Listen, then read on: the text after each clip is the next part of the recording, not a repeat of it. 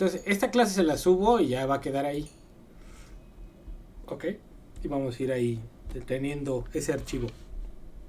Entonces, yo ahí les puse una definición de macroeconomía como una rama de la economía que estudia los grandes agregados, ¿no? O los problemas macroeconómicos agregados. Entonces, ahí hay variables importantes, ¿no? Como es el PIB, ¿no? La oferta, la demanda, la inflación, ¿no? Son conceptos que son de interés para la macroeconomía, el propio empleo, ¿no? Acuérdense que están invitados a abrir cámara los que quieran, ¿eh?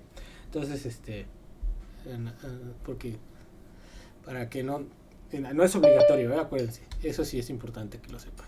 Entonces, bueno, esa es una definición de macroeconomía más o menos en términos. La micro, ¿no? A diferencia de la macro, pues trata de explicar la conducta de los agentes económicos. ¿Cuáles son los agentes económicos? Pues los individuos, las empresas, en general individuos y empresas, ¿no?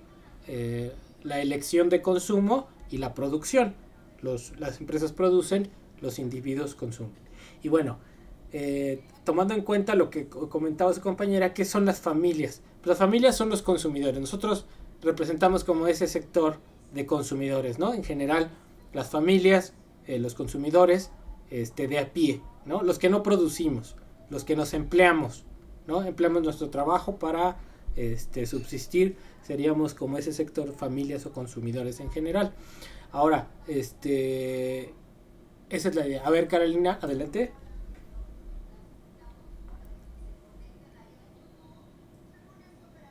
Caro, adelante.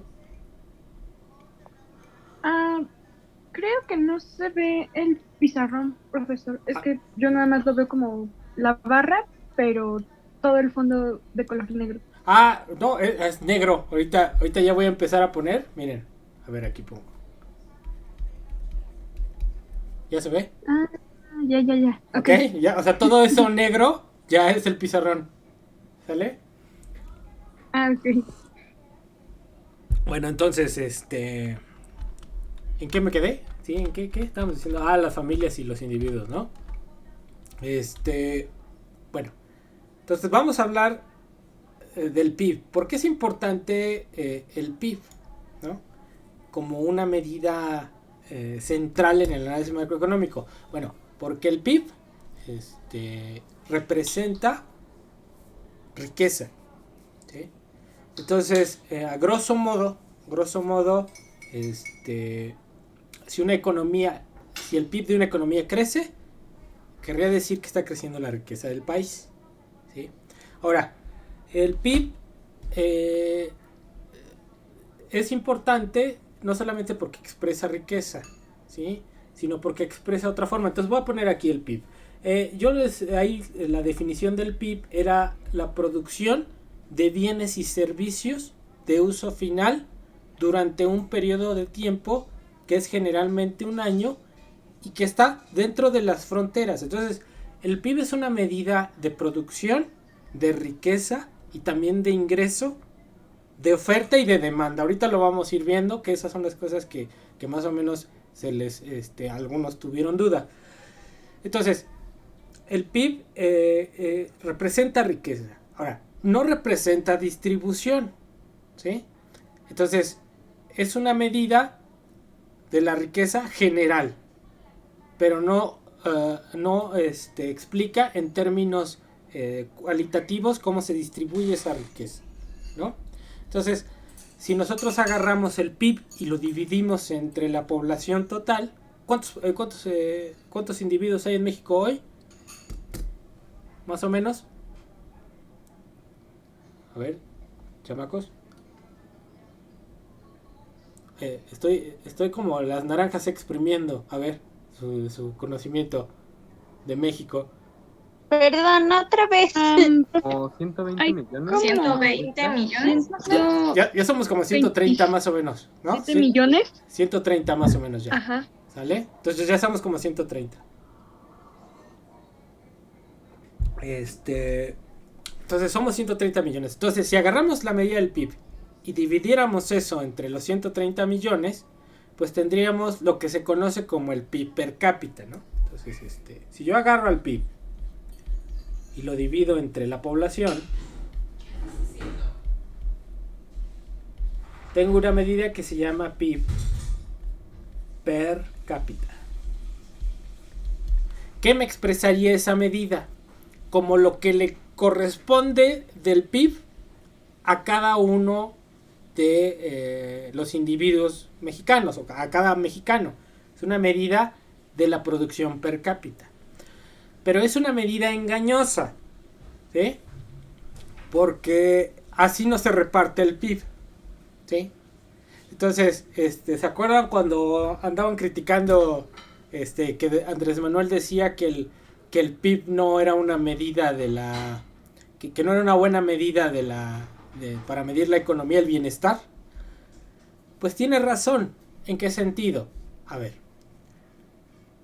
En el sentido de la distribución. O sea, a ver, yo les dije desde el inicio, el PIB, si crece el PIB, crece la riqueza. Y eso es bueno en términos generales, sí. Pero la otra cosa es cómo se reparte el PIB, ¿no? Entonces, si ese PIB se encuentra repartido como lo está ahora en términos generales, ¿cómo está la cosa así? El 30% de las clases más ricas se quedan con el 60% del PIB. 30% de las familias se quedan con el 60% del PIB. Y el restante, 40% se reparte entre el 70% de la población. Entonces, esa medida de PIB per cápita no refleja eso, ¿sí?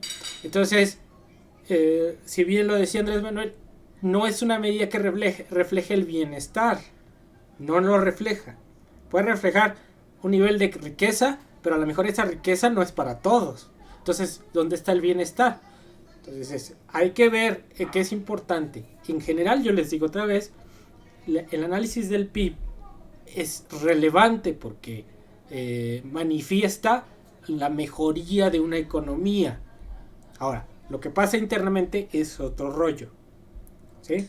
Pero vamos viendo. Entonces, la medida del PIB per cápita es una medida engañosa de la riqueza por habitante, ¿no? Entonces, lo que tenemos que analizar más es la distribución de ese PIB.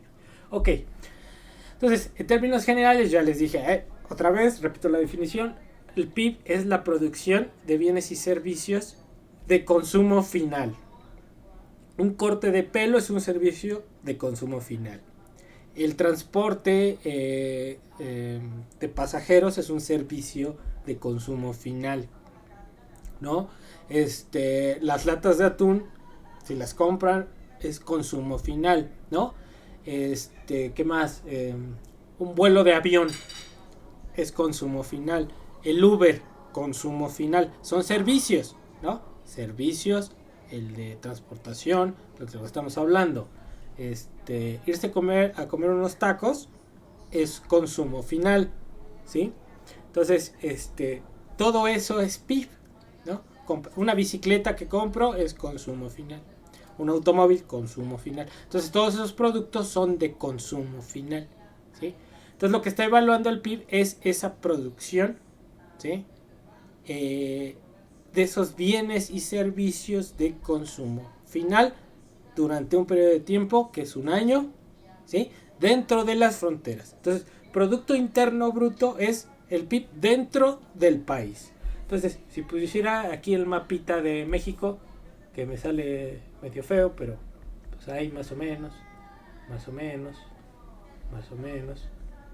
más o menos, algo así. El PIB representa la producción que se realiza dentro del país, ya sea por empresas nacionales o extranjeras.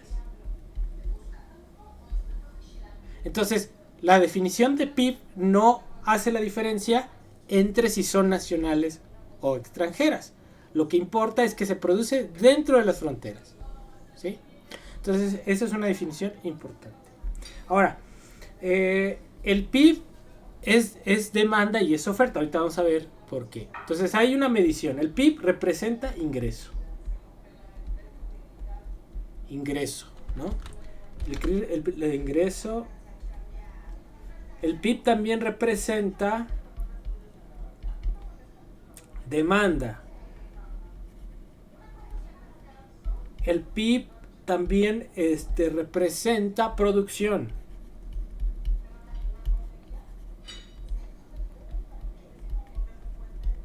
¿Sí? Entonces oferta, demanda, ingresos. ¿Sí? Ahorita vamos a ver cómo está la cosa. Y entonces la identidad del PIB es la siguiente. El PIB se compone del consumo más la inversión, más el gasto, más las exportaciones, menos las importaciones. ¿Sí? Y esto lo podemos desagregar en estos factores. Esto de aquí es demanda interna. Este de aquí es demanda externa. Si este está restando, ¿cómo lo paso del otro lado? Sumando. Entonces paso esto acá, PIB más importaciones es igual consumo más inversión más gasto más exportaciones. Entonces ya dije, esto es demanda interna, esto es demanda externa, esto es oferta interna y esto es oferta externa. Y ahorita vamos viendo, ¿no? A ver, hasta ahí estoy definiendo esas cosas, ¿sí? Ok, ¿qué es el consumo? El consumo privado de las familias e individuos, ¿no? Entonces, si yo voy a la tienda y compro un frutzi, ya no hay frutzis, ¿verdad? ¿O sí? Ya no sé. Es que ya estoy más viejo. Sí. Ah, ok. Sí, muy bien. Bueno, entonces, o un Yakult. Voy y compro un Yakult. Esa compra de Yakult representa consumo. C, consumo. Si voy a la tienda y compro ropa, representa C, consumo. Si voy a comprarme un coche, representa consumo. ¿Sí? Si voy a comprarme un taco, consumo. Si me compro una computadora, eso es consumo. Si me compro un micrófono para aquí dar las clases, es consumo. Compro tortillas, es consumo. ¿Sí? Consumo privado. Consumo privado. Entonces, eso lo realiza la gente de a pie, ¿no? Y también, bueno, en general la gente de a pie, ¿no? Entonces, el consumo es eso, es el gasto que realizan las familias, los particulares, para comprar bienes de consumo final, bienes o servicios, ¿no?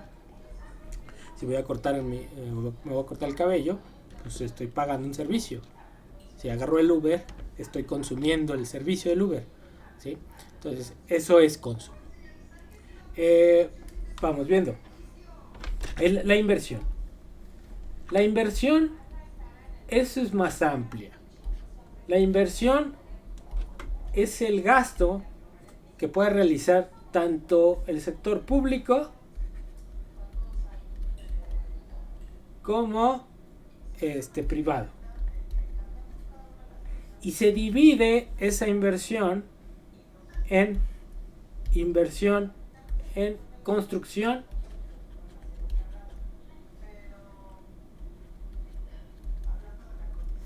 y en gasto de maquinaria y equipo.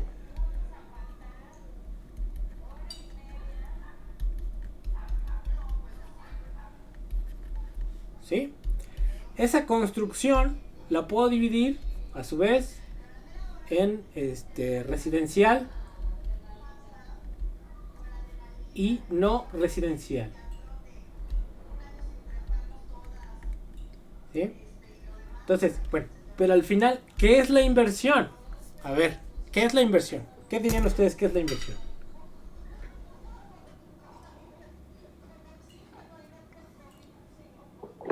Sería una cantidad monetaria con un propósito destinado a mejorar o adquirir bienes. Ok, a ver, Carolina, una pregunta. ¿Quién hace la inversión? ¿O para qué haces ese gasto en bienes? Pues lo puede hacer el gobierno o lo puede hacer alguna persona con mucho dinero. Ok. Y se puede destinar tanto a población en general como nada más a un rubro o un estrato de personas. Ok, a ver, alguien más. Si es un privado, ¿para qué realiza un privado una inversión?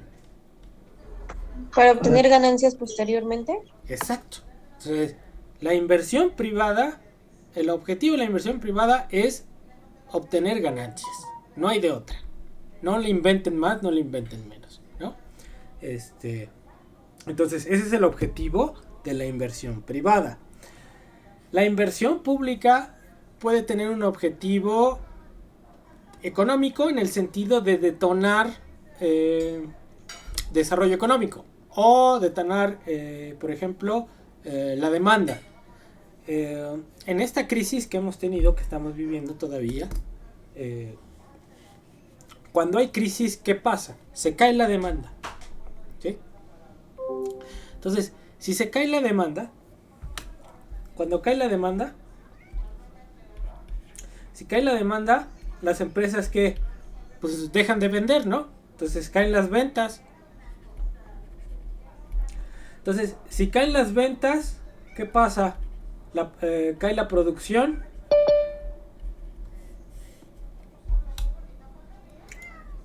Cae el empleo.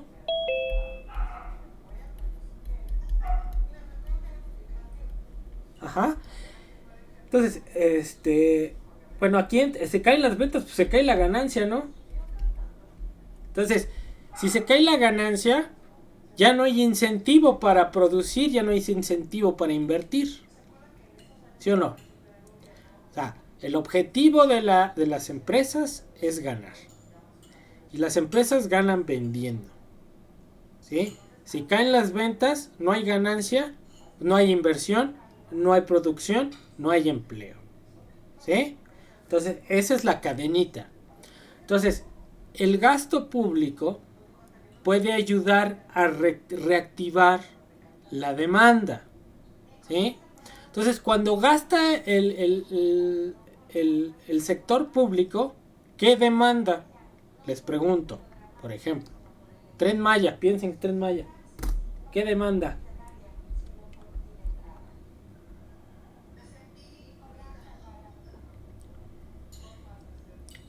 Trabajo. Trabajo, ¿qué más? Turismo. Bueno, espérate. El trabajo, vas a demandar trabajo porque hay que hacer las vías, ¿no? Hay que hacer, construir todas las vías, las estaciones, ¿sí? ¿Qué más demanda? ¿Materiales? Materiales, ¿no? ¿Cómo qué? Cemento, vigas. Cemento, vigas de Pues lo que se acero, ocupe. ¿no? Vigas de acero, todo lo que se ocupe. Si demandas eso, a ver, ¿el Estado produce vigas de acero? ¿O los rieles? No, ¿verdad? Entonces, ¿a quién se los va a comprar? ¿O a quién se los va a demandar? Las empresas. A las empresas que producen el acero, ¿no? Entonces se arma la cadenita, ¿no? Entonces, a ver, voy con la empresa que produce los rieles. Y la que produce los rieles va con la que produce el acero, ¿no? Y el acero va con los que están en la mina, ¿no? Entonces se arma la cadenita. Entonces, la demanda que genera el sector público por el hecho de gastar, de invertir, de hacer infraestructura, puede dinamizar la demanda. Entonces, si el gobierno gasta, aumenta la demanda. Y ese aumento en la demanda trae ventas ¿para quiénes? Para las empresas. Si las empresas tienen más ventas, ¿qué? Van a invertir más, ¿no? Y van a generar empleo. Entonces, el gasto público no solamente tiene, ese es el fin económico del gasto público. El otro fin podría ser un fin social, en términos de lo que ese gasto público puede atraer en términos sociales, como es el empleo. El empleo es una cuestión que es buena para la gente. Tienes empleo, pues tienes ingresos y puedes vivir, ¿sí? Otra cuestión en términos sociales sería construir ¿qué? Chamacos. En términos netamente sociales, que no tenga que ver con jalar la actividad económica. Promoverla. A ver, otra vez, Fernanda. Promoverla. ¿Pero promover qué? La compra de esos servicios. A ver ahí, una cuestión. Un hospital. Construir un hospital. Construir una escuela. ¿Sí? Eso es una cuestión netamente social. ¿Sí? Y te genera también demanda, ¿no? Construir una escuela. Entonces, y hay desarrollo. Entonces, el hecho de construir escuelas, el hecho de construir hospitales, ¿sí? Genera también un bien social para el sector a donde vaya, ¿sí? Y por otro lado genera demanda. Entonces va dinamizando, ese gasto público dinamiza la economía, ¿sí? Va dinamizando la economía. Entonces, ahorita lo que está pasando, mientras el gobierno gaste, aunque los militares construyan Felipe Ángeles, el gasto que se hace para la construcción del aeropuerto demanda insumos que no producen los militares. Entonces demanda trabajo, demanda ciertos servicios de transporte, ¿sí? Entonces todo eso dinamiza, genera empleo, y además reorganiza el territorio, ¿sí? O sea, por ejemplo, ese gasto que se va a hacer allá en Zumpango, pues va a traer beneficios para la gente que vive cerca de donde va a estar el aeropuerto. Además va a haber una reorganización, porque van a tener que conectar a la Ciudad de México a través de un tren o de una carretera, ¿sí? Y va a ser una carretera pública que no va a costar. ¿Por qué? Porque el objetivo es que se reduzca el costo del traslado del DF para allá. Entonces, en general de la ciudad. Entonces eso trae beneficios a donde quieran que los vean, ¿no? Donde vaya a pasar la vía del tren va a reorganizarse, va a haber estaciones, se va a mejorar la zona donde pasa, ¿sí? Entonces eso trae beneficios, no solamente el hecho de generar el empleo, no, también en términos de lo que se vaya a desarrollar en ese campo de influencia del aeropuerto, ¿no? Entonces cualquier obra pública es fundamental, y lo fundamental es que se acaben, ¿no? Entonces ahí, por ejemplo, Peña Nieto dejó pendiente el tren México-Toluca, ¿no? Y ahorita se está terminando. Que se terminen todos. O sea, lo importante es que se terminen, ¿no? Y hay que tener cada vez más infraestructura. Entonces, para aquellos que se oponen al Tren Maya o el corredor transísmico que quiere AMLO, están locos. ¿Por qué? Lo importante es hacer infraestructura, ¿sí? Hace muchísimos años que no se hacía nada allá en el sur. El sur estaba abandonado. Entonces lo que requiere el sur, como todo el país, son planes de infraestructura. Las carreteras, las calles que tenemos en la ciudad donde vivimos, ¿sí? Les falta ¿qué? Renovar, reencarpetar, ¿no? Y eso implica gasto público que genera a su vez empleo para la gente que debería hacer las cosas, ¿no? Entonces lo importante es ese gasto que dinamice la economía, ¿sí? Entonces ahí tienen el gasto público. Entonces el gasto privado en general está hecho para ganar, y lo van a hacer los privados, ¿no? No hay de otra. Entonces, y bueno, ahí tenemos esos dos tipos de inversión. Una en construcción residencial, que son las casas habitaciones, las casas que tenemos, ¿no? Y otra, la no residencial, que sería que pues las naves industriales, las fábricas que se utilizan para poner las máquinas o poner las fábricas, ¿no? ese tipo de construcción no residencial.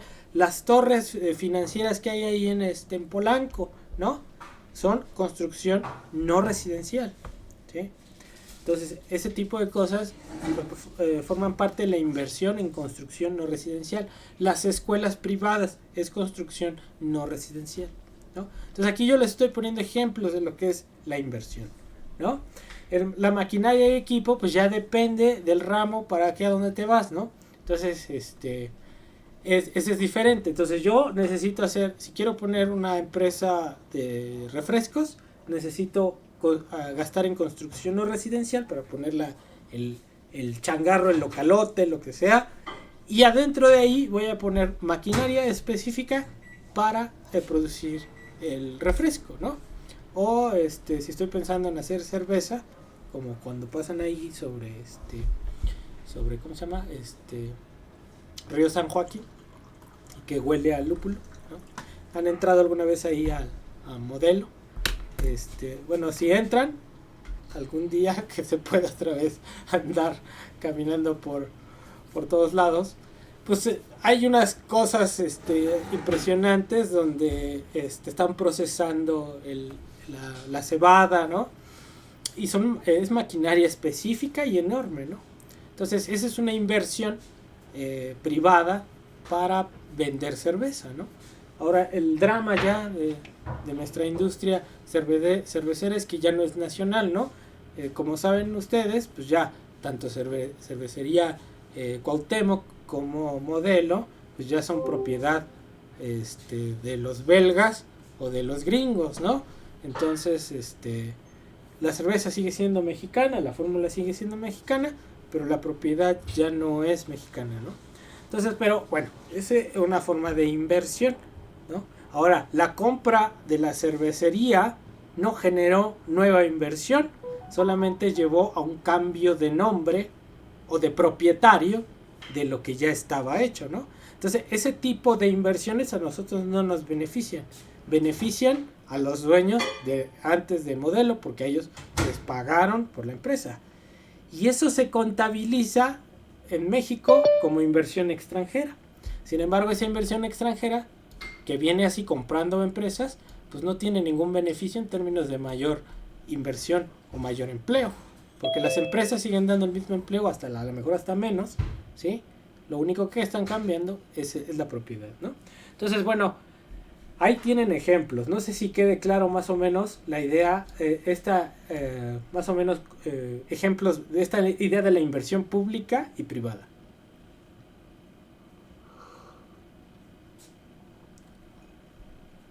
¿Ya se durmieron? Está claro. Está claro, profesor. Ya despierten, hombre. Quítense las cobijas. No, es que estoy apuntando, disculpe. Está bien, está bien. Es que esto sí está interesante, ¿no? Ok. Ahí me está haciendo la barba y todo la compañera. Pero bueno, ya ni modo. No, es que de ahora tiene sentido un curso que tomé, entonces por eso estoy tratando de hilar ideas. Ok, perfecto. Entonces vamos platicando todavía. Entonces estamos en la inversión, ¿no? Entonces, fíjense, una parte de este gasto público, es gasto en inversión. Entonces, lo ponemos aquí, o sea, si ya pusimos aquí inversión pública y inversión privada, entonces cuando hablemos de gasto público, pues ya vamos a hablar que una parte de este gasto se destina a la inversión pública, ¿eh? Entonces, aquí lo vamos a poner. Una parte de este gasto que hace el gobierno es inversión pública. La otra parte del gasto, pues tiene que ver con el gasto corriente, ¿sí? Entonces, el gasto corriente público, ¿qué sería? A ver, ¿a qué me estoy refiriendo? ¿Qué creen que sea el gasto corriente?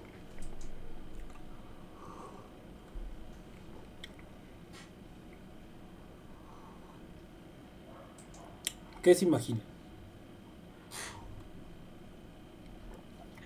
Como las cosas que se tienen que hacer, no sé, como carreteras, hospitales o algo así. No, porque ese sería gasto de inversión, ¿no? ¿Sí o no, Melanie? Sí. Entonces, imagínate un gasto que no sea de inversión. ¿Cómo qué sería? A ver, pagarles su sueldo a los diputados. ¿Eso es qué?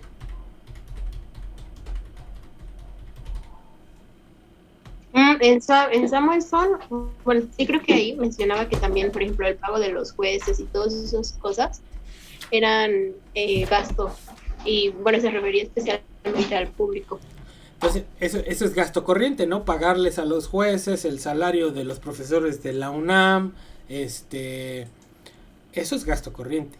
O sea, los salarios de los funcionarios es un gasto corriente. Pero ¿qué más podría ser gasto corriente? Cuando ustedes van a la UNAM, ahí hay un gasto de inversión. El edificio de la UNAM es un gasto de inversión. Pero hay un gasto corriente. ¿Cuál sería el gasto corriente? Pues pagar el mantenimiento, la gente que trabaja en el sindicato, que limpia, que a veces no limpia o a veces sí limpia, la luz, ¿no? El pago de la luz, el pago del agua, son gastos corrientes. ¿Qué más necesita la UNAM para funcionar? Pensemos en la UNAM. ¿Qué más necesitaría? ¿Podrían ser becas? Bueno, las becas. Ahorita vamos a ver, ese es otro concepto que si bien es gasto, entraría en otra cosa que se llaman transferencias, ¿sí? Entonces una beca sí es un gasto corriente, pero en el rubro o lo específico de las transferencias. Adelante, Citlali.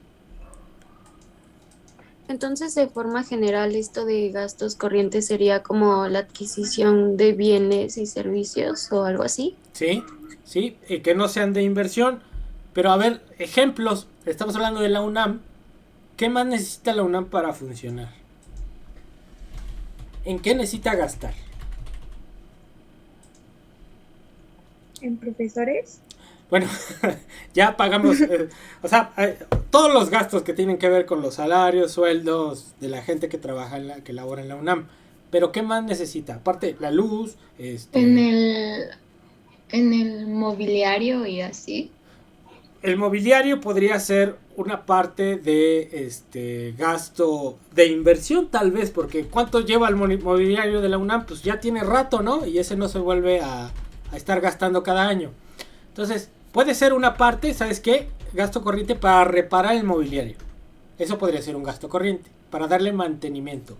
Pintura para pintar los edificios, el jabón con el que se limpian los baños, la papelería. Adelante. Gasolina. La gasolina de los pumabuses y eso. La gasolina de los pumabuses, esos son gastos corrientes, ¿no? La papelería, todo ese tipo de gastos son gastos corrientes. O sea, pues si van a la dirección, pues todos los papeles, las hojas, hay que estar comprando, ¿no? Los toners, todo ese tipo de cosas son gasto corriente. Entonces, ya quedó claro más o menos la idea del gasto corriente.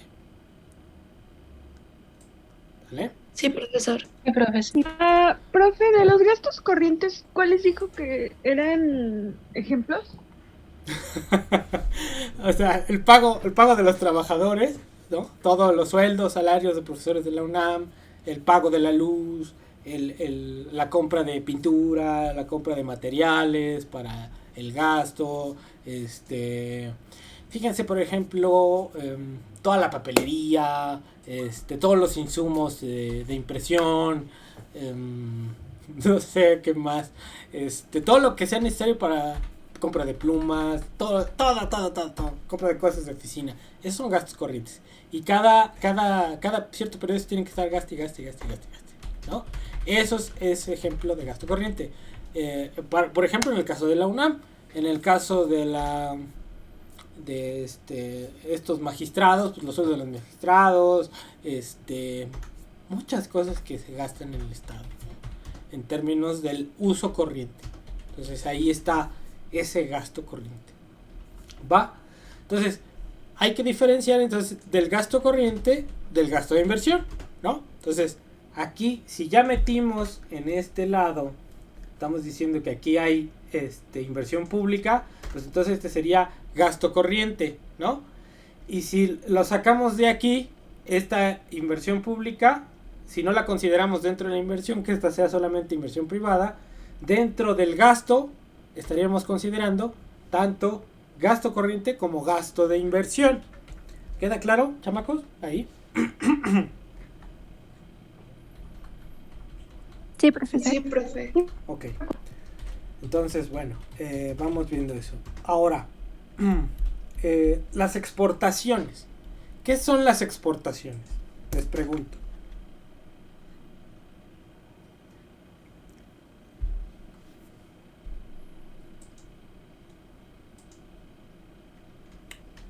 Ustedes son internacionalistas, ¿no?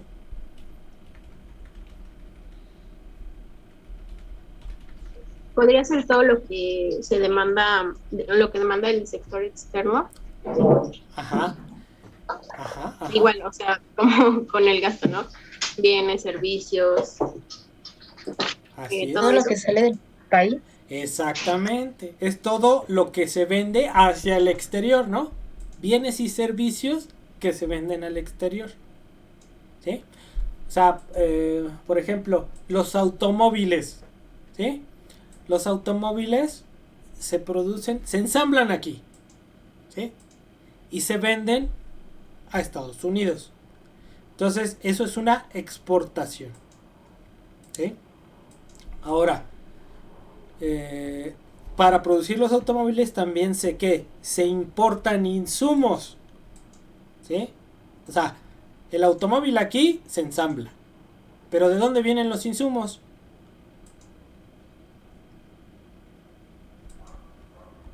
De China. Es del extranjero, ¿no? Del extranjero, ¿no? ¿Sí? Entonces, tenemos ahí exportaciones e importaciones, ¿no? Entonces, esa es la lógica. Las exportaciones son la venta, la producción de bienes que se hacen dentro del país y que se venden en el extranjero. ¿Sí? Las importaciones al revés. Es la producción de bienes que se hacen en el extranjero y que se compran dentro del país. ¿Sí? ¿Ok? ¿Ahí hay alguna duda? No, profesor. No, profesor. Profe. Ok. No, profe. Ahora vamos a ir describiendo. El consumo es demanda ¿de quién? De nosotros, ¿no? Entonces demanda interna. La inversión es demanda ¿de quién? Del gobierno o de los empresarios que están dentro del país. Entonces es demanda interna. ¿Sí? El gasto de gobierno es demanda del gobierno. Entonces es demanda interna. Las exportaciones es demanda ¿de quién? De nuestros bienes, pero ¿dónde? ¿En el extranjero? En el exterior. Entonces es demanda externa, ¿no? Las importaciones, ¿sí? ¿Son qué? Es la producción externa de bienes. Entonces es oferta externa. ¿Sí? Entonces aquí tenemos, nosotros producimos, tenemos un PIB. El PIB es la producción interna. Y las importaciones son la producción externa. Entonces aquí tenemos medidas de oferta total. Se compone de la oferta interna más la oferta externa. Y la demanda total se compone de la demanda interna y de la demanda externa.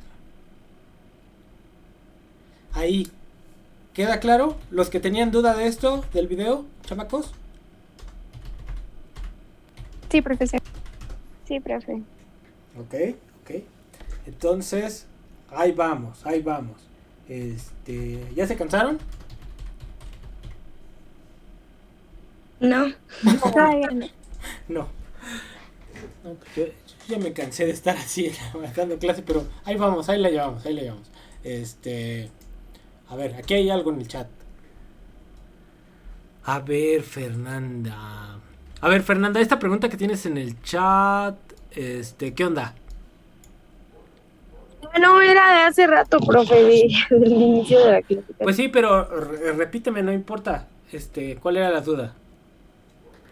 No, no era duda, no sé qué preguntó usted, ya no me acuerdo qué era y le contesté. Ah, de la inversión, creo, no me acuerdo bien. Ah, sí, Era bueno, ahí de- la inversión, tú pusiste ahí empresas chiquitas. Es de todas, ¿no? Empresas pequeñas. Ah, del privado, ya me acordé, era del privado, que preguntó que quién podía hacer inversión en el sector privado. Y ya habían dicho varios ejemplos y yo puse ese, pero no sabía si estaba bien o no. ¿Nosotros podemos hacer inversión? Sí, Sí. bueno, yo digo que sí. No, claro, si agarro yo, me compro mi bote de la olla de tamales y me hago mis tamales, me compro mi bicicletita y los voy a vender afuera de la FES, estoy invirtiendo, ¿no? Mi capital es mi bicicleta, el bote de los tamales, pues donde haga los tamales, ¿no? Ese es mi capital y esa es mi inversión, ¿no? Y lo que espero ganar es de la venta de los tamales, que voy a hacer ahí combinando con voy a comprar mi masa, que son mis insumos, la hoja de tamal, los meto ahí en la olla de tamales, ya los hago, me los llevo a vender a la FES, ¿sí? Entonces ahí está la inversión, ¿no? La inversión y ya soy empresario. Y esos son los microempresarios, ¿eh? No, es en serio, o sea, cuando ustedes ven las cuentas nacionales, ahí van a ver las micro y pequeñas empresas. Las microempresas es la gente que trae su bote de tamales, ¿sí? La gente que está vendiendo pepitas en la calle, ahí los ponen, aunque lo crean que es un chiste. Así miden las cuentas nacionales, nada más para que vean. Están diciendo que es microempresario el informal, ¿sí? Entonces ahí hay como que unas mañas con las cuentas nacionales, pero es importante que lo sepan. Pero sí, es una inversión. Bote de tamales es una inversión. Entonces soy microempresario según las cuentas nacionales, aunque venda tamales, ¿sí? Entonces, ahora, no es lo mismo el microempresario en México que el microempresario en Alemania, ¿no? ¿Sí? Entonces, es diferente, ¿no? Acá porque tenemos también un sector informal muy grande, pero ahí está la cosa. Entonces, bueno, aquí vamos definiendo esta cosa, vamos definiendo qué es oferta, demanda, a partir de la cuenta del PIB. Entonces, aquí queda claro por qué el PIB representa oferta y demanda, ¿sí? Ok, vamos viendo la inversión. La inversión, fíjense, es una variable importantísima, pues ya dijimos por qué, pero la inversión como tal es un flujo, ¿sí? El PIB, la medida del PIB es un flujo. ¿Qué quiere decir que es un flujo? Es algo que se realizó en el año, ¿sí? ¿Cuál es la diferencia entre el stock? ¿Sí? El stock es algo que se acumula, ¿sí? A ver, adelante. Ay, perdón, es que iba a comentar eso, que en el video se había visto que el stock era algo que se me acumulaba con el tiempo. Uh-huh. Por ejemplo, a ver, vamos a hacer un ejemplo de stock. A ver, ¿por qué es importante la inversión? Y eso es fundamental. Porque es la creación material, ¿no? Si estamos construyendo una escuela, eso es inversión. Si construimos una fábrica, eso es inversión. Si hacemos una carretera, es inversión. Si hacemos una presa, es inversión. Si hacemos un aeropuerto, es inversión. ¿Sí? Y eso está acumulando bienes materiales. Hacer una casa es inversión, ¿sí? O sea, no es lo mismo vivir en un lugar con casa de cartón que hacer una casa de cemento y bien hecha, ¿sí? Entonces, ese gasto que se realiza para hacer todo eso que estamos platicando es un gasto de inversión. Y entre más inversión hagamos en el tiempo, pues la riqueza se va acrecentando, ¿sí? Entonces, si yo hago una casa, al rato está en obra negra y después ahorro y la pinto. Después ahorro y le pongo las ventanas de herrería. Después ahorro y le cambio las ventanas de herrería por ventanas de aluminio. Entonces, la casa está creciendo en valor. ¿Por qué? Porque cada año le estoy acumulando un flujo, ¿sí? Y eso acrecienta mi stock. ¿Queda claro? ¿Sí? Entonces, hay una medida. Entonces, la inversión es un flujo. Y hay una medida que en México no la miden, que es el acervo de capital. ¿Sí? O stock de capital. ¿Cómo lo mediríamos este acervo? Si agarráramos de 80 para acá, tendríamos que ir sumando los flujos de inversión y llegaríamos a una medida del stock. ¿Sí? Sin embargo, a esa medida del stock habría que descontarle la depreciación. ¿Sí? ¿Qué entendemos por depreciación, chamacas y chamacos? Disminución del precio de cierto servicio o producto. La disminución del valor. ¿Sí? O sea, por ejemplo, a ver, un coche. A ver, bueno, vamos a ver. Vamos a hablar de la depreciación. La depreciación. Vamos a poner como la depreciación la puedo tener de 4 formas. La depreciación contable, ¿sí? No es contable dance, no es contable, es contable. No piensen en otra cosa. Entonces, contable, esa es una. La depreciación por el uso. La depreciación por el no uso. Y la depreciación tecnológica.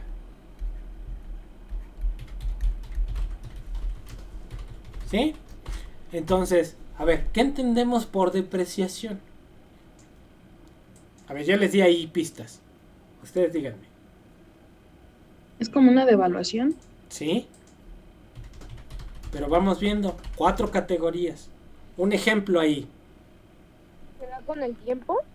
Por ejemplo, a ver, pero un ejemplo.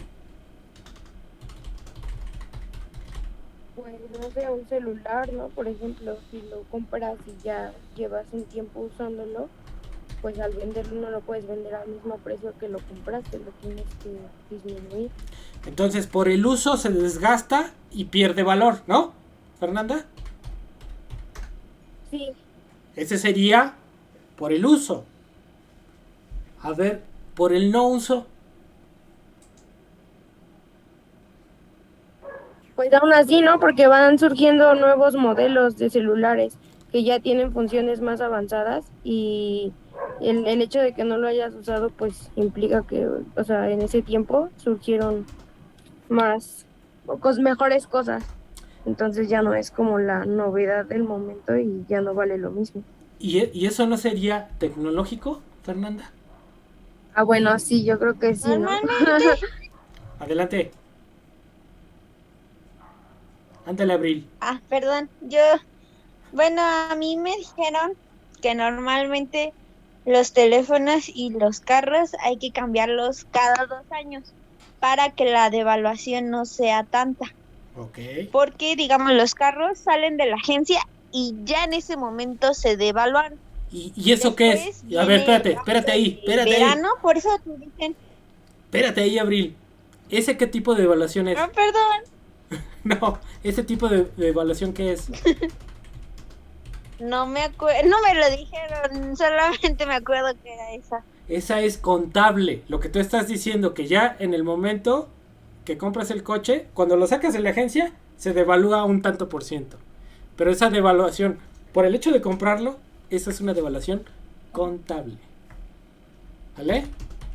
A ver, Shanti, perdón. Iba a decir lo de la depreciación de no uso. A ver. Es cuando pues no, los productos no cumplen con las expectativas y por lo mismo pues la gente no los consume o no los compra. Ok, ¿y eso qué implica? Una depreciación. Pero para qué, o sea, a ver, sí, a ver, ahí podría ser. Esos bienes, si nadie los compra, se van a mantener en un almacén, ¿no? Y eso implica que va a pasar el tiempo y por el tiempo, ya sea que se echen a perder o que se oxiden, dependiendo, ¿no? Entonces, si no los usas, Oh, sí. ahí se quedan. Un coche, si no lo usan, hay que darle mantenimiento. Y si no lo usan, se va deteriorando. Se puede pegar el motor y ya se fregó la cosa, ¿sí? Entonces, por el uso se desgasta. El desgaste, si yo uso mucho el coche, me lo cago, ¿sí? Entonces, por el uso se desgasta. Contablemente se desgasta. Ahí hay una tabla de contabilidad, los contadores la tienen. Los coches saben cada año cuánto se devalúan por cuestiones contables. ¿Lo uses o no lo uses? Esa es una cuestión contable. La segunda, por el uso. Por el que no lo uso, se queda ahí, lo tengo que mantener. Y el tecnológico, todo lo nuevo, ¿sí? Desplaza lo viejo y en términos de valor, lo nuevo hace que lo más viejito sea más barato, ¿sí? Entonces, esa depreciación la podemos ver en los 90s, que todavía ustedes no nacían, ¿no? Están los celulares. Los celulares eran un objeto de lujo, ¿sí? Objeto de lujo. No todos lo podían adquirir. ¿Qué pasa ahora? Todos tienen celulares, ¿no? No tienen los de la última generación, tal vez no los tenemos, pero todos tenemos celular. Entonces, el cambio técnico ha avanzado el proceso de ¿cómo se llama? De abaratamiento del tipo de bien. Se abarata digamos, el más básico. Ya no es tanto el más básico, ¿eh? O sea, si comparamos el más básico de nuestros celulares o el más barato con aquellos que había en los 90, pues es mucho mejor que el más bueno de los 90, ¿sí? Sin embargo, ya cualquiera puede tener un celular sencillo, ¿no? Y relativamente barato. Y no solamente el celular, también ha bajado el costo del servicio. Todavía es de los más caros en el mundo, pero ya es accesible para todos. Entonces, ¿entendemos los 4 tipos de depreciación? Sí, profesor.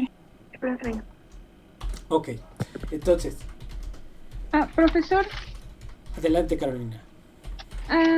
de esos creo que entendí lo de tecnológico y no uso, pero de ejemplo de contable y de uso no me quedó del todo claro. Ok, a ver, ¿quién de ustedes le explica a Carolina el contable? No se amontonen, ¿eh? Yo, profe. Ok. Pues en el contable el profesor pusieron el ejemplo de un coche, de que tiene cierto precio en el momento en el que está en la agencia. Y en el mismo momento en el que tú adquieres ese coche, aunque no lo utilices, ya es suficiente para que se deprecie por el hecho de que ya lo sacaste de la agencia.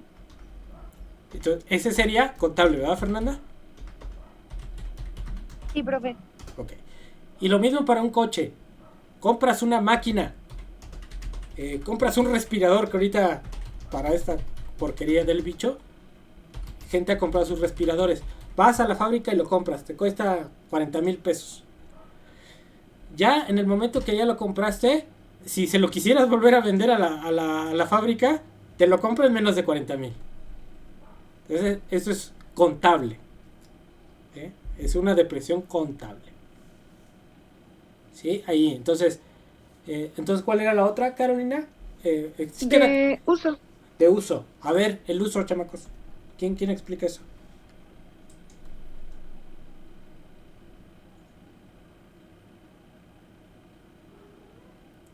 No se amontonen, ¿eh?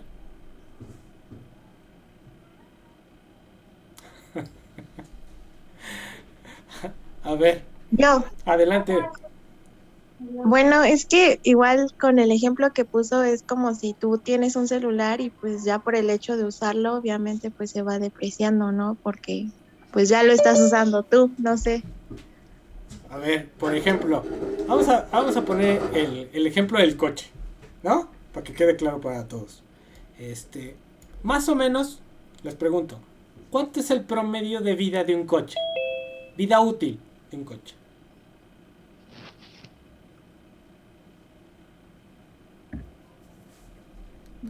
Como de 10 años. Como 10 años sin meterle nada, ¿no? Nada más que su gasolina y su aceite, ¿sí? Y cambiarle sus frenos. 10 años, supongamos. Imagínense que aquí, a ver, ¿a quién le gusta meterle patín aquí a los coches? O sea, de que tunearlos. No, a mí. De traerlos duro. ¿A quién le gusta traerlos duro? A ver, ¿quién maneja? ¿No manejan? No me frío. No, le Sí, fallo. profe. A ver, No, profe. Sí, pero no mucho. a ver, ¿quién levantó la mano? Es que ya no vi. Su madre. Bueno, a ver, Yo. Isaac, ¿te gusta meterle patín? De vez en cuando.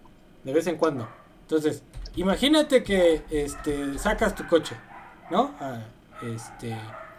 Bueno, si es tuyo no le metes patín, lo cuidas. Pero imagínate que aquí Shanti compra su coche y te lo presta, ¿no? Entonces, imagínate que a Isaac le gusta meterle duro el patín, ¿no? Entonces, ¿cuánto crees que a Isaac le dure el coche? Así como lo trae Isaac.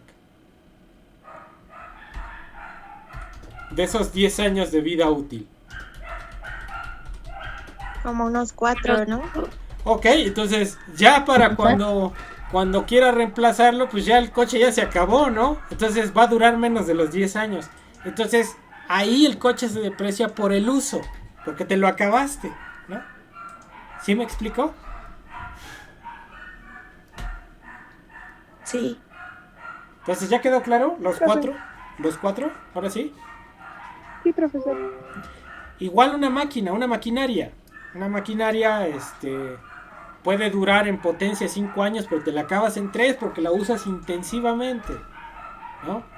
Entonces ahí está la diferencia. Entonces tenemos cuatro formas de desgaste, ¿sí? Ahora fíjense aquí, y eso va a afectar el acervo. Entonces, yo cada año invierto tanto, pero también cada año se deprecia tanto, ¿sí? Entonces, si yo voy sumando cada año desde 1980 la inversión y llego a un acervo, pues a ese acervo le tengo que restar lo que se consumió en ese tiempo el capital, ¿no?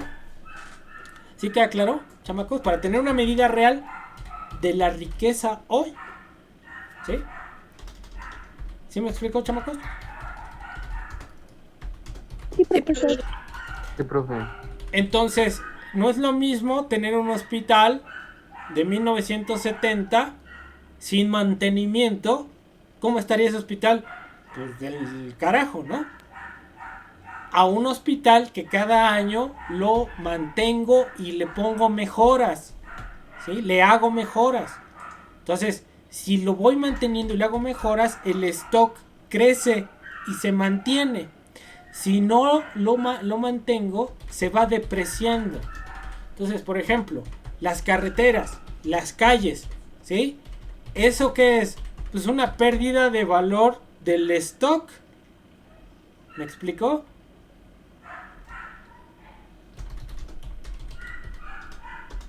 ¿Sí me explico?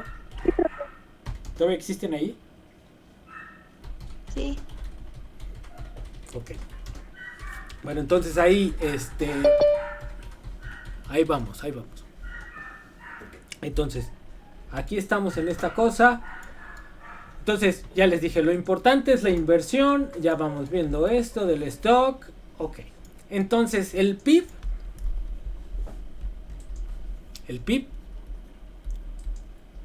Producto Interno Bruto, Entonces ya dijimos que está dentro del país, dentro de las fronteras, y es realizado tanto por nacionales, por empresas nacionales, como por empresas extranjeras, o sea, la producción, ¿sí? Porque está dentro de las fronteras. Hay una medida que me calcula el producto realizado por nacionales. Esa medida se llama el Producto Nacional Bruto. Y ese Producto Nacional Bruto es el PIB. Y le voy a sumar, restar, bueno, dependiendo cómo esté, el pago a los factores externos neto. ¿Sí? Entonces, según la teoría económica convencional, ¿cuáles son los factores de la producción? Les pregunto, chamacos.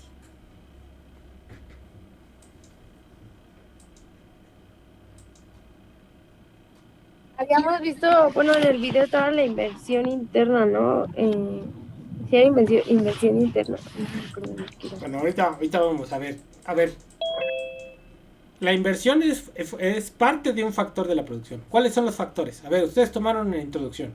Igual no conmigo, pero con alguien. ¿Cuáles son los factores de la producción? Capital. Capital. Tierra y trabajo, ¿no? Y tecnología, ¿no? Bueno, capital, trabajo y tierra. Tierra, trabajo y capital. ¿Sí o no? Entonces, entonces son pagos a factores externos. Entonces, en México hay empresas extranjeras. ¿Sí o no?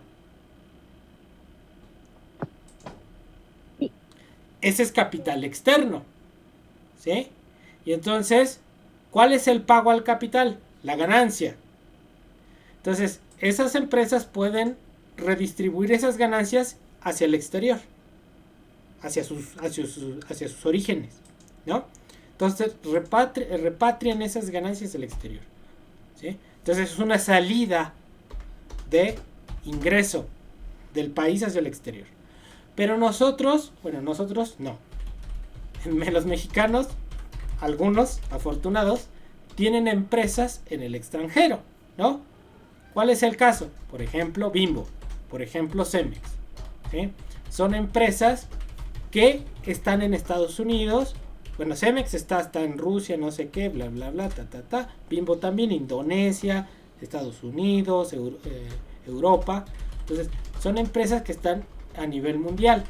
Y allá obtienen ingresos que los pueden repatriar para México, ¿sí? Entonces, son los ingresos que salen de las que extranjeras aquí y los ingresos que entran de las mexicanas afuera, ¿sí? Entonces ahí tenemos el factor capital. ¿Sí o no? ¿Queda claro ahí, chamacos? Sí, profe. Órale. Sí, profesor. Ahora, esa es una parte. Factor trabajo. Las remesas. ¿Qué son? Es como un impuesto que se cobra a todas las personas que envían dinero del extranjero a México, ¿no? A ver, ¿alguien más? ¿No es el dinero que te envían? A ver, ¿alguien más? Ahí vamos. Es el envío del dinero de las personas que radican fuera del país. Ok. ¿Alguien más? ¿Ya? ¿Es todo? A ver. Entonces, efectivamente, quienes mandan el dinero de Estados Unidos para acá, ¿quiénes son? ¿Empresarios? ¿Quiénes son? No. Los inmigrantes, ¿no? Los inmigrantes que trabajan en Estados Unidos. Entonces, ellos como fuerza de trabajo venden su fuerza de trabajo a cambio de ¿qué? De un salario en dólares. Y esos dólares los regresan para sus familias en México. Entonces es un factor, el factor trabajo está allá, viene para acá, el ingreso, ¿no? Y también aquí hay ¿qué? Hay gringos o europeos o de todos lados que trabajan en México, ¿sí? Y ellos pueden ¿qué? mandar su dinero, su ingreso hacia sus países de origen. Entonces son flujos, entradas y salidas. ¿Me explico? ¿Sí? Entonces, si a eso le hacemos, lo neteamos, ¿qué quiere decir? Que lo de los nacionales le restamos lo de los internacionales, ¿sí? Vamos a obtener ese pago a los factores externo neto. Y ese ajuste me va a llevar al Producto Nacional Bruto. Si, a ver, ahí, si lo que recibimos del exterior es mayor de lo que sale, ¿cómo va a ser la relación entre el PIB y el PNB? Negativa. Ajá, negativa, ¿no? A ver, otra vez. Si lo que recibimos es mayor que lo que sale. ¿Positiva? No, positiva. Sí. Pero a ver, positiva. Pero ¿quién va a ser más grande que qué? ¿El PIB es más grande que el PNB o el PNB va a ser más grande que el PIB? El PNB, ¿no? Exacto. Entonces, a ver, entonces aquí vamos a poner si el pago a los, no sé cómo reducirlo, pago a los factores externos es positivo, entonces el PNB será mayor que el PIB, ¿no? ¿Sí o no? Porque lo que recibimos es mayor de lo que sale. ¿Queda claro, chamacos? Sí, profesor. Lo inverso, ¿no? Entonces, si el pago a los factores es negativo, entonces el PNB será menor que el PIB, ¿no?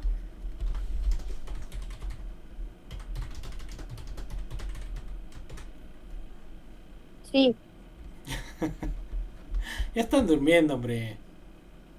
Ah, yo también tengo gato, Citlani, no presumas.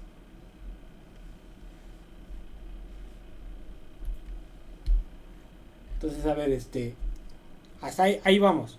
Ahí vamos. Ahora, yo les había dicho que el PIB es una medida.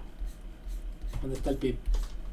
Que es una medida que implica el territorio, ¿no? Entonces aquí no importa la producción si es de nacionales o extranjeros. Ya el PNB es exclusivamente lo producido por nacionales, estén dentro o estén fuera. ¿Queda claro? Sí, profe. Sí, profesor. Ok. Entonces, bueno. Entonces ya tenemos PIB, PNB. Y ya no voy a terminar este concepto porque ya como que los veo medio cansados. Como ya ya que me importa lo que diga. Está bien. Entonces, tengo el PIB. Tengo el PNB. Si al PIB le resto la depreciación, obtengo el Producto Interno Neto. Si al PNB le resto la depreciación, obtengo el Producto Nacional Neto. ¿Sí? Ya sabemos qué es la depreciación. ¿Sí o no? Sí.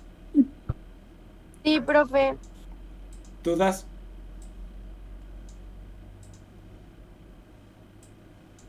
No, profe. No, profe. Ok. ¿Los demás cuadritos tienen dudas o no? No, profe, todo bien.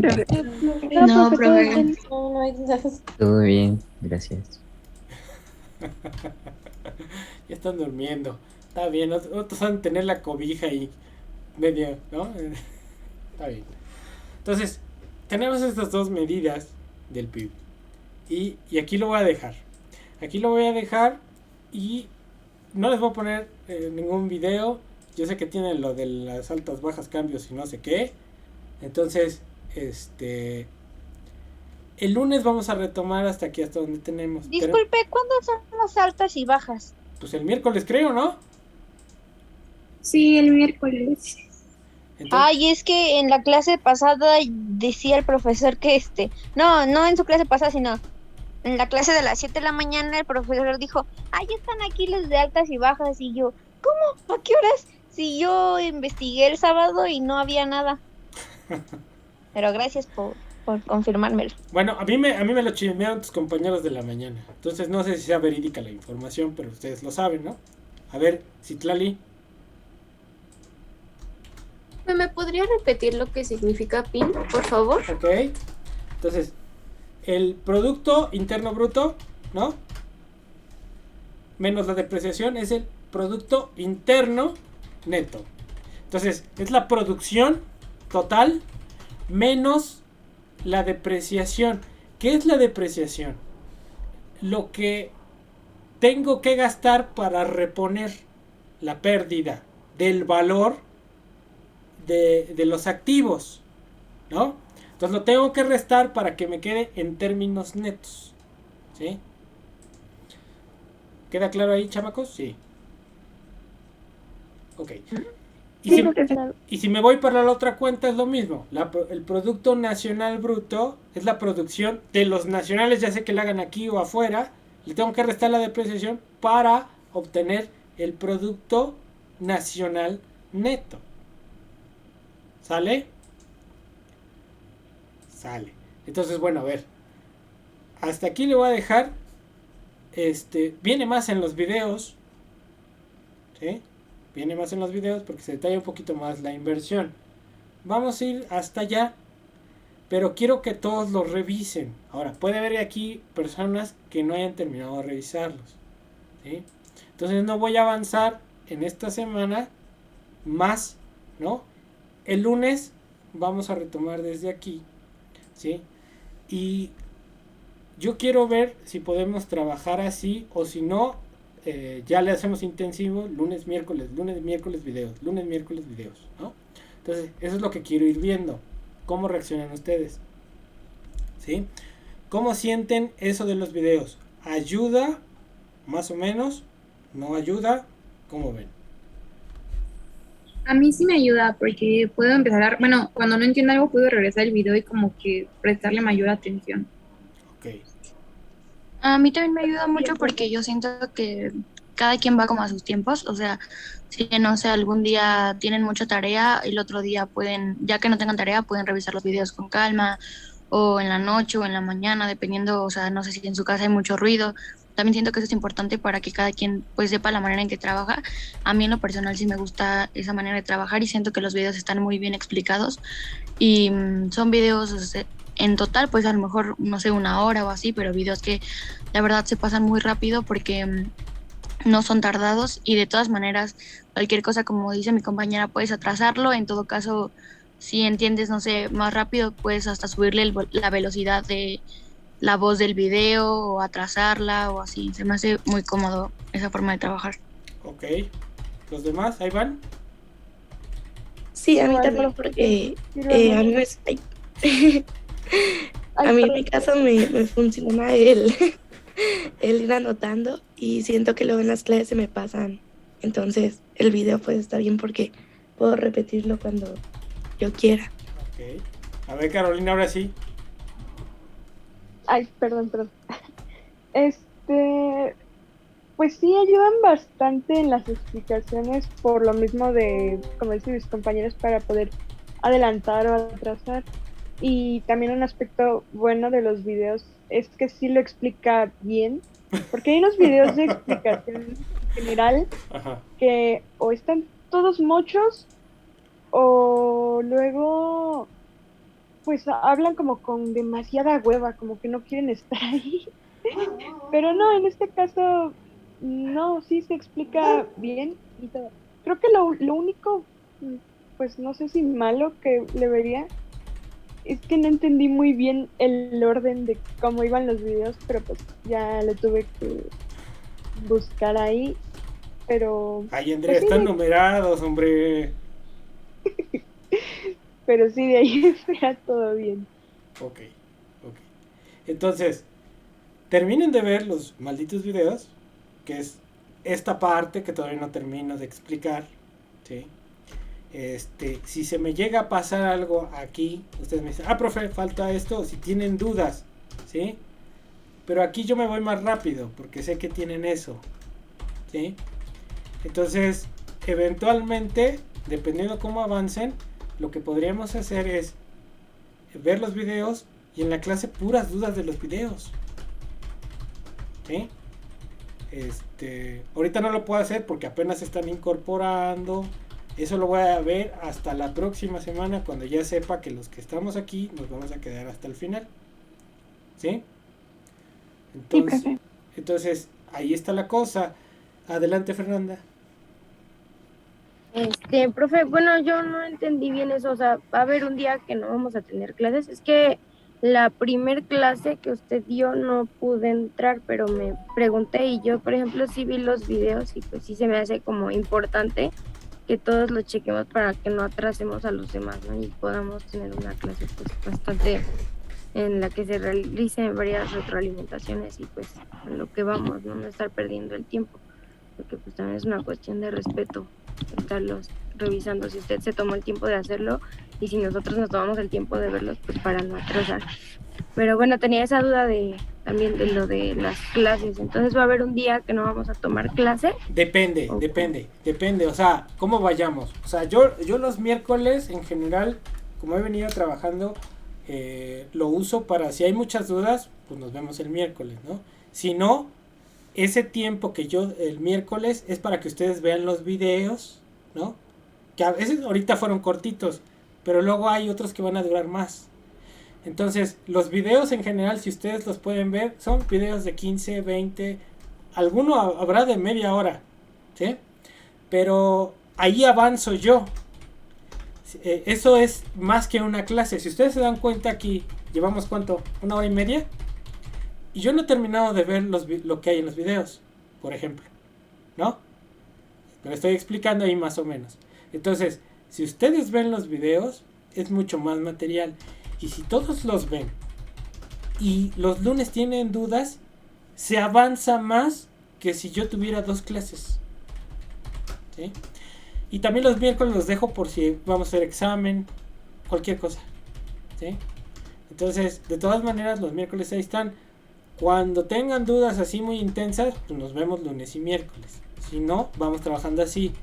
Lunes nos vemos, resolvemos las dudas, dejamos los miércoles, revisan los videos, nos vemos el lunes y así vamos trabajando.